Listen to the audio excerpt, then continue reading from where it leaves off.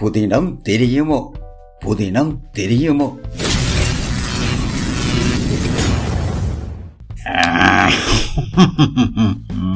பவளம் பவளம். முள்ளிவாய்க்கால் நிகழ்வு முடிஞ்சு போச்சு.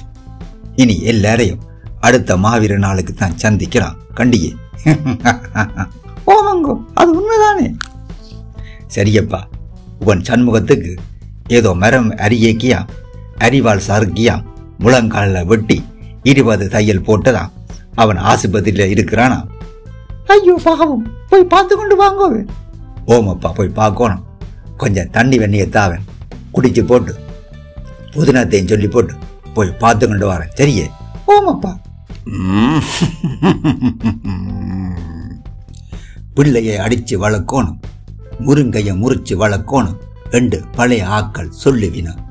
ஆனா இப்ப பிள்ளைகளில பெற்றோரோ வாத்திமாரோ கை வச்சாலே அது பெரும் பிரச்சனையா போனும் என்றது வேற கதை.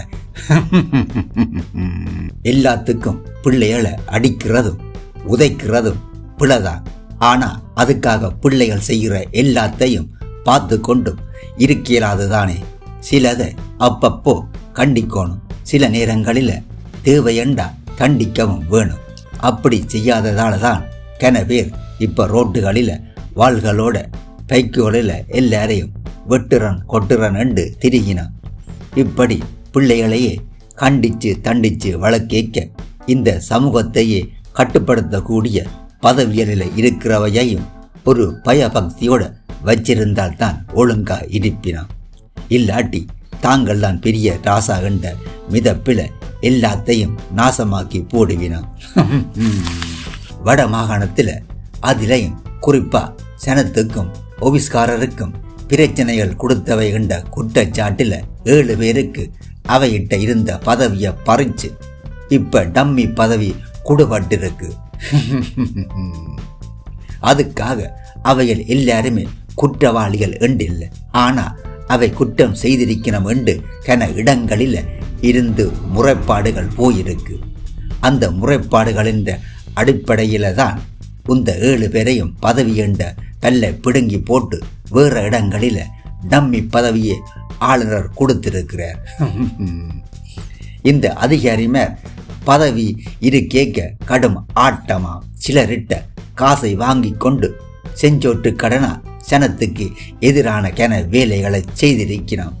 இப்படி பதவி புடுங்கப்பட்ட எல்லாரிலேயுமே லஞ்சம் வாங்கின குற்றச்சாட்டு ஆதாரங்களோட கொடுபட்டிருக்கு. இனி அந்த ஆதாரங்கள் உண்மையோ இல்லையோ என்று உறுதிப்படுத்தினால் அவை வேலையை விட்டே தூக்கப்படலாம். இன்னும் சிலரில, அதுவும் ஒரு திணைக்களத்தின் உச்ச பொறுப்பில் இருந்தவரில பொம்பளை சேட்ட பிரச்சனை இருந்ததா. அவர் இந்த ரூமுக்கு போறதுக்கு அங்க வேலை செய்கிற பொம்பளைகளுக்கு நடுக்கமா. அப்படி தனக்கு கீழே வேலை செய்கிற எல்லா பொம்பளைகளோடையும் சேட்டை விடுகிறதும் கதைக்க கூடாதவைகளை கதைக்கிறதும் என்று ஆள் ஆட்டம் போட்டிருக்கிறார். மேலதிகாரியை எதிர்த்து ஒன்றும் செய்யலா என்று பாதிக்கப்பட்டவையும் பேசாமல் இருந்திருக்கிறார். ஆனா இனியும் பேசாம இருந்தா நிலைமை மோசமா போடும் என்றதாலதான் கடைசியா முறைப்பாடுகள் செய்தவையாம். இப்ப அந்த முறைப்பாட்டுக்கு பலன் கிடைச்சதை அந்த திணைக்கள ஒபிசில வேலை செய்கிறவை தீபாவளி மாதிரி கொண்டாடி இருக்கிறார். இப்படி சிலருக்கு வாழை ஒட்ட நறுக்கினால்தான் இத மாதிரி ஆட்டம் போடுற மற்றவையும் கொஞ்சம் அடங்கி வினம் கண்டியலோ. அதுவும் சரிதான். பவளம் கேட்டிய என்னென்ன கூத்துகள் எல்லாம் நடக்குதுண்டு. இதெல்லாம் நடக்குதுதான் என்றாலும் கண்டும் காணாத மாதிரி இருக்கிறோம். இப்ப இந்த ஆளுநர் புதிய ஆளுநர் வந்த பிறகு எல்லாம் மாறி போச்சு கண்டியலோ.